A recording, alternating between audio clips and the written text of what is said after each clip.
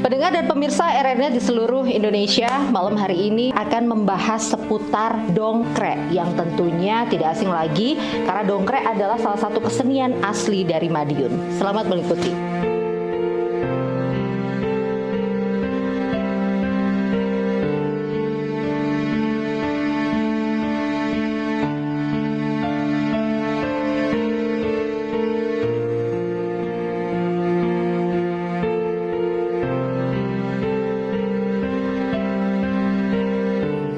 Hampir semua ritual tradisi di belahan dunia manapun lahir dari upacara ritual religius atau religious magic. Di sebagian negara Eropa ada sebuah ritual dengan nama eksorsisme, yaitu sebuah ritual mengusir roh jahat. Eksorsisme merupakan sebuah praktik yang dipercaya ampuh untuk mengusir setan atau makhluk halus, roh jahat lainnya dari seseorang atau suatu tempat yang dipercaya sedang kerasukan oleh setan atau roh jahat. Dongkrek adalah kesenian daerah asli dari Desa Mejayan, Kecamatan Mejayan, Kabupaten Madiun, Jawa Timur, Indonesia. Kesenian ini berupa tarian dan iringan musik untuk mengusir wabah atau pagebluk dan kekuatan supranatural buruk lainnya yang menurut tradisi berasal dari gangguan roh jahat. Kesenian dongkrek ini lahir sekitar abad 19 yang diciptakan oleh Palang Mejayan. Palang itu Mandore Lurah. Oh, bukan Debang itu ya? Bukan, jadi masih atas, lebih tinggi. Jadi di atasnya Lurah. Lurah itu, Palang. ya Palang. Ya. Raden Ngabeilo Prawiro. Dongkrek mengkisahkan upaya Raden Ngabeilo Prawiro Dipuro dalam mengatasi pagebluk Mayangkara, di mana saat itu masyarakat Mejayan terkena wabah penyakit. Dikisahkan pagi harinya sakit, sore harinya meninggal. Begitupun saat sore sakit, maka paginya meninggal. Kronologis upaya Raden Ngabeilo Prawiro Dipuro dalam mengusir pagebluk Mayangkara inilah yang menjadi inti cerita dari kesenian dongkrek ini. Asal muasal seni dongkrek lahir sekitar tahun 1867 di Onder Distrik atau Kecamatan Mejayan, Kawedanan Caruban, Kabupaten Madiun. Kesenian itu lahir pada masa kepemimpinan Raden Ngabeilo Prawiro Dipuro yang menjadi palang atau jabatan setingkat kepala desa yang membawahi 5 desa. Sementara Distrik Caruban pada waktu itu dipimpin oleh seorang wedana yang bernama Raden Ngabei Prawiro Dipuro dua putra. Para perempuan yang disimbolkan posisi lemah sedang dikepung oleh para pasukan Butokolo dan ingin mencelakai perempuan tersebut. Maka muncullah sesosok lelaki tua dengan tongkatnya mengusir para barisan roh halus itu untuk menjauh dari para perempuan yang mereka ancam.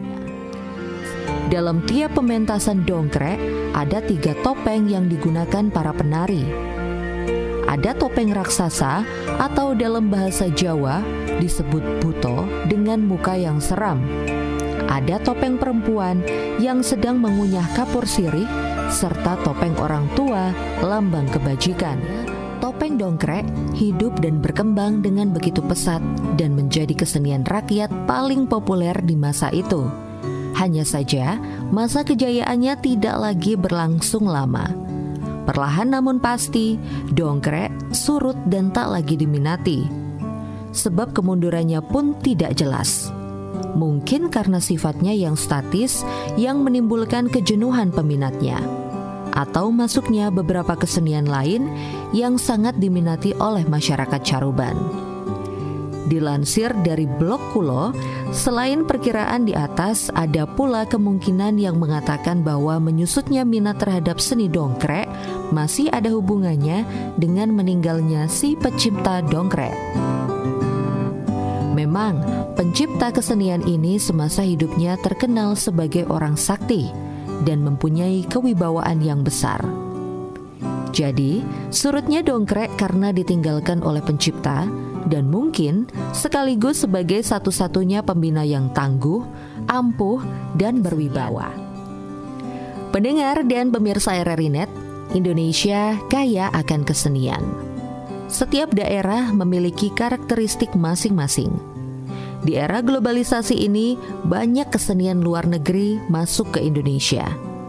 Tapi sangat disayangkan, generasi muda Indonesia lebih tertarik dengan kesenian luar negeri. Kesenian dongkrek termasuk salah satu kesenian yang paling sedikit peminatnya di kalangan generasi muda Indonesia. Sangat disayangkan, kesenian dongkrek ini kurang populer, bahkan di masyarakat Madiun sendiri. Banyak yang tidak mengetahui mengenai kesenian ini. Bagaimana tanggapan dan upaya generasi milenial terhadap kesenian dan perkembangan seni dongkrek? Inilah pendapat mereka. Dongkrek berasal dari suara kendang dung dan suara korek krek yang jika disatukan menjadi nama dongkrek. Dongkrek dipercaya pertama kali muncul pada tahun 1867 dan merupakan kesenian asli Kabupaten Madiun. Dongkrek bermula dari Desa Mejayan yang saat itu sedang dipimpin oleh Raden Ngabaila Prawiro Dipuro yang sedang mengalami musibah berupa pagebluk yang mematikan. Raden Ngabaila Prawiro Dipuro kemudian melakukan meditasi untuk meminta pertolongan. Dan dalam meditasinya, beliau mendapat petunjuk untuk membuat tarian yang mengiringi keluarnya roh jahat dari Desa Mejayan. Dongkrek dibawakan oleh penari yang memakai topeng, di mana topeng-topeng tersebut memiliki filosofinya masing-masing. Seperti topeng dua perempuan yang menggambarkan warga desa yang sedang diincar oleh roh jahat.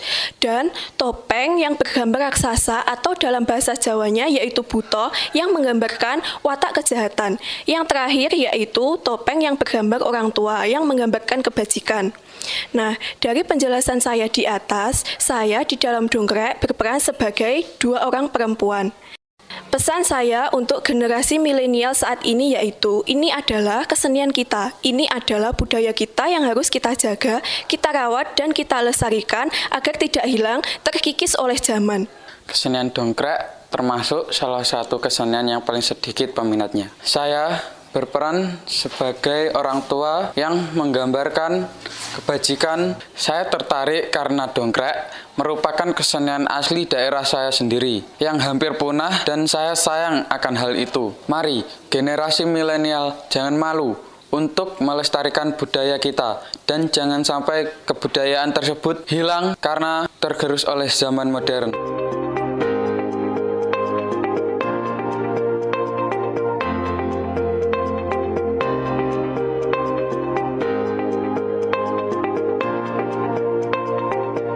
Pendengar dan pemirsa RRI Net, saya Mada Ristu.